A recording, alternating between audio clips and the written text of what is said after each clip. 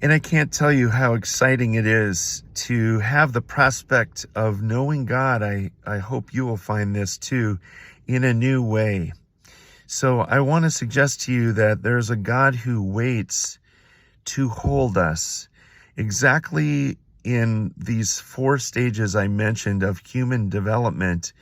If we need a redo in any of these areas, this is the God that we'll get to know. We'll let him hold us as we needed. If we got 1 good year out of 2 in infancy, it might be 1 year of just letting him hold us in a simple way as you needed and were, hopefully, as a baby, adored. Let your self-love be replenished, be remapped. Let your brain be rewired as you repeat to yourself. I know my mother went through several years of therapy where she had 20 affirmations. Of course, that's kind of a secular way of looking at it, but it doesn't hurt because that's how God feels about us.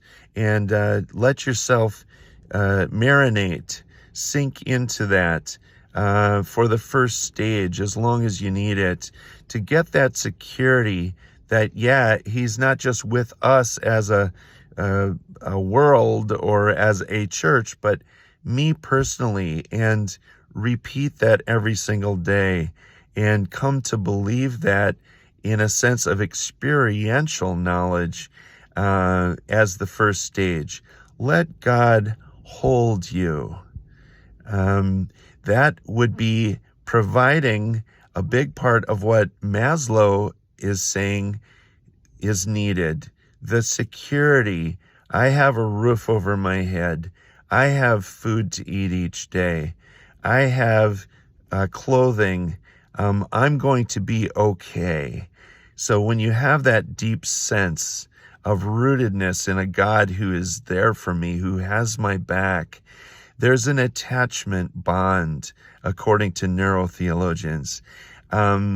We're attached in the way we need to have every day an anchor for our souls, and we can go forward. Well, the second area, after we've let God hold us, is to let God show us. And that's where Jesus ends up being more than you probably thought.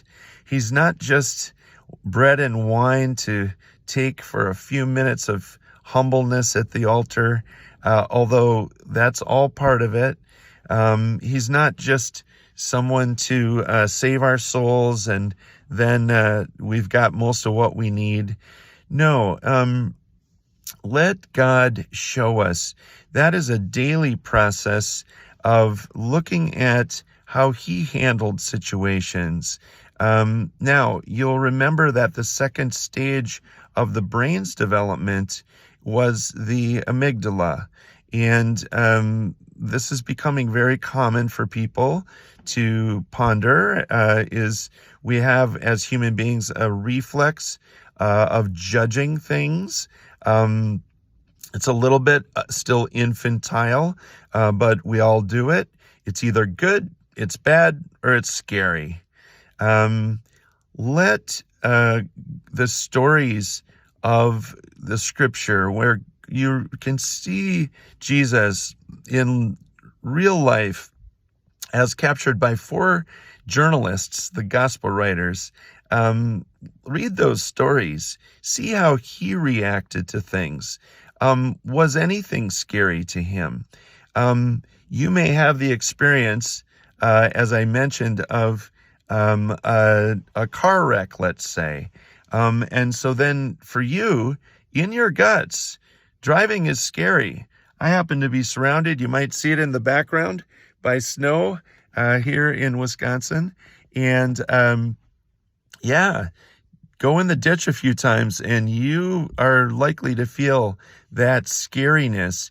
But let God show you a fearlessness in the way that you live life. It's not going to magically make those feelings disappear. But bit by bit, we graduate from a simplistic, all that is just bad. Men are bad because I had a bad relationship. Women are bad. I'm never trying that again. Um, uh, or are they good? Do we have a Pollyannish view of things that's overestimating? We will find a middle, a mature middle, as we compare our lives to Jesus' life and make those connections you can only make in quiet reading and comparing, because God meant to show us in living color what human life could be. Now, there's another evaluation that goes on in the amygdala, and it's not just the good, bad, and scary, but it's, as you've heard, the impulse to fight, take flight, or freeze. Now, I want you to think about that for a minute as I give you an example of one of the most mature moments I've ever witnessed, when somebody was being like Jesus and I got to see a different quality of life. I took my kids with my great friend Dave up to the Boundary Waters. It was his kids, my kids, and their dads. And what a wonderful opportunity and experience. Well, we were going to see each other in naked life, handling all kinds of situation. Which kids had learned how to go fetch wood for the fire, help with making breakfast over the fire, which knew how to put a worm on a hook. And I hate to say it, kids had probably a dozen more skills than not only my kids, but me. And where did they get their skills from? So I'm a little embarrassed to report that. Well, it all came out one day when the kids were fishing next to each other. And one of my children, I don't remember which one, cast in a way that hooked one of his children right in the lip. And there's that little barb on the hook that's meant to keep that hook in the lip of a fish and not come out unless it's torn out. Well, everyone was screaming, including me, I'm sure. I had no idea what to do. We were way out in the wilderness. And I watched my friend, the dad of the kid who took the hook, unfortunately, as dad, ultimately was going to need, he tried, of course, to cut the, hook, and get that thing out without cutting into the lip of his child. But he had to ultimately do some surgery as well to get it all out. And I saw him holding his child, screaming. The kid, of course, was screaming and crying. Dave himself was just sobbing as he was doing it, but in such a steady and mature way.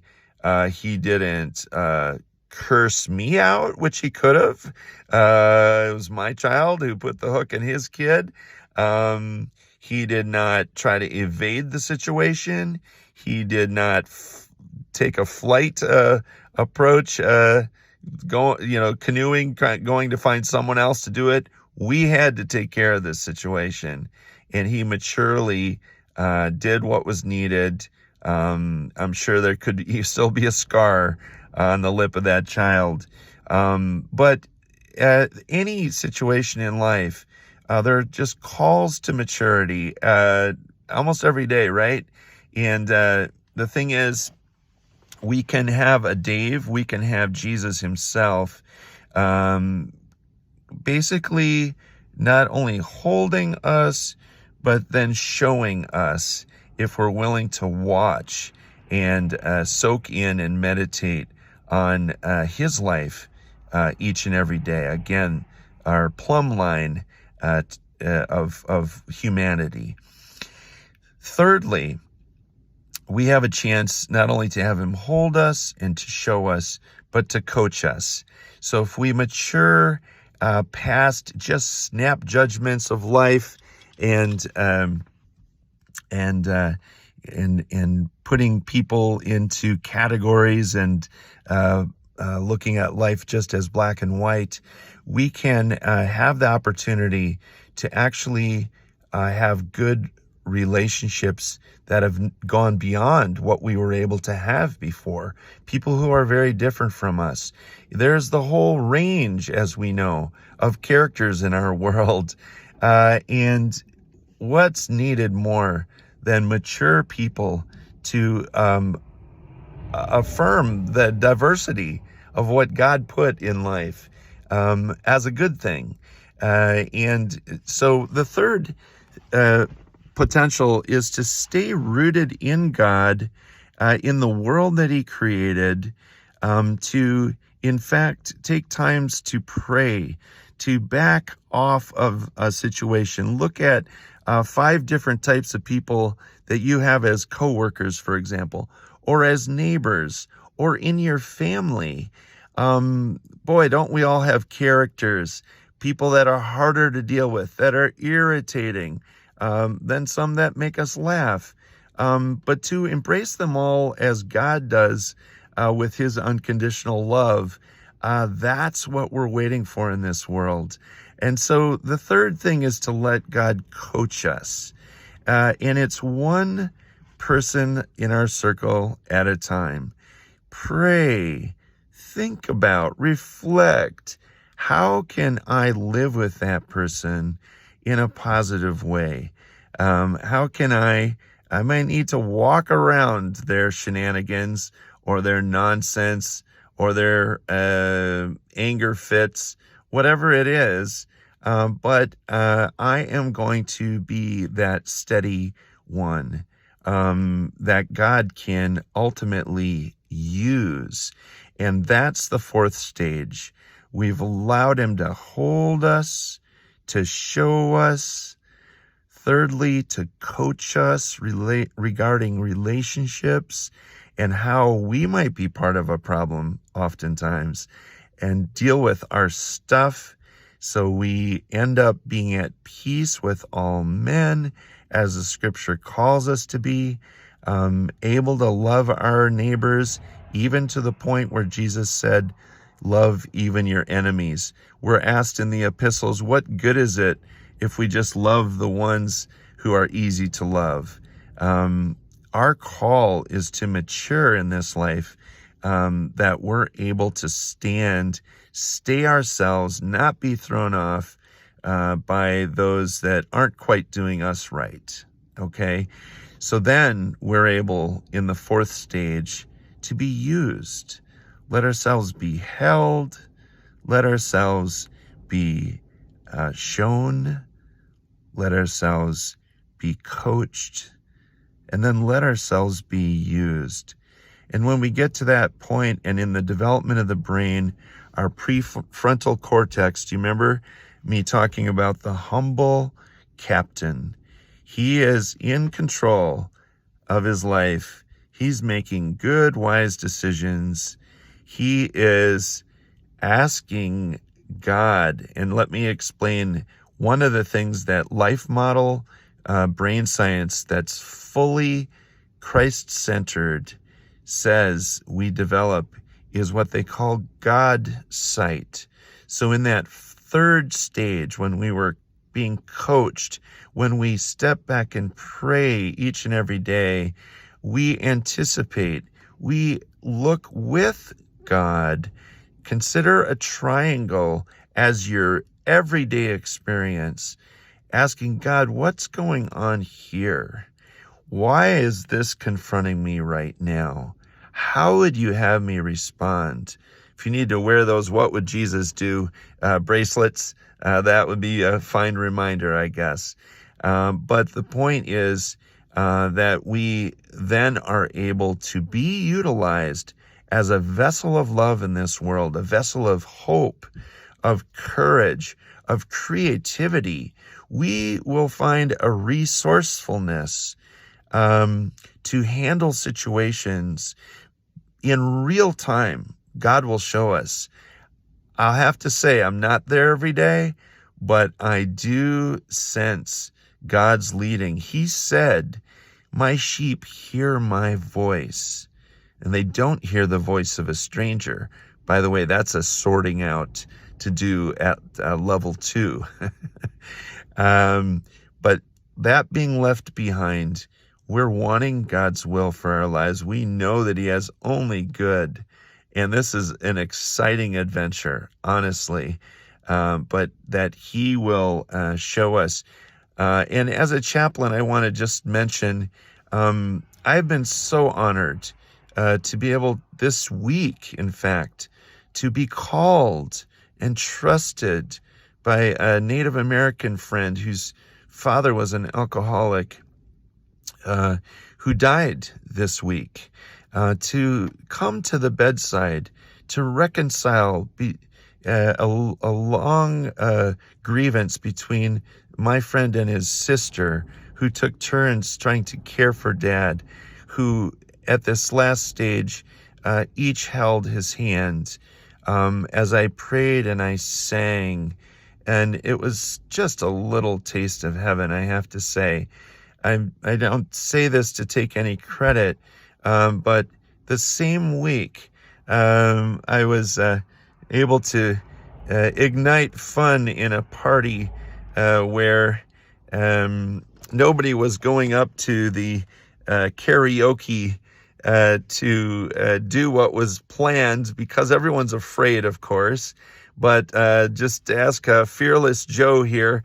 Again, no credit. God has just dealt with that in me. I'm willing to be a fool for Christ. So there I was singing White Christmas just to kick the thing off. I actually had about 3 more songs in my back pocket. I used one of them, sang a love song. And can you believe what God did with just that little discernment? What had been happening in the party? People were getting drunk. That's what you do in Wisconsin at parties. There was gyrating almost close to pornography on the karaoke screen. And I'm thinking, oh my gosh, I know I need to stand up and do something positive and bring people together. And can you believe by the end of the night that a handful of spouses each had sung a karaoke song of love to each other, almost on bended knee, reaffirming their love for each other, and in 4 different languages. This was north of Milwaukee, multicultural setting, and I was just dumbfounded with what can happen if you're simply asking, Lord, what's needed here? And I just got out of the way after the first 2 songs, including that love song, which turned out to be exactly the tinder that needed to be lit for a beautiful, loving, harmonious, peaceful, connecting time for the whole community. Again, I only mention these things because it gives us a sense of what life can be in following this path. 10 years, I can tell you I'm a wounded healer that has gone to the woodshed many times and had to learn the next stage of maturity. And I hope you'll join me or find a way. One book I'd like to recommend as a starting point for any group is called Joy Starts Here. You'll find that Dr. James Wilder's usually an author. Even in this case, it's a team of authors. And You'll be led, I think, also to other resources if you look for that one. All the best to you, and stay in touch.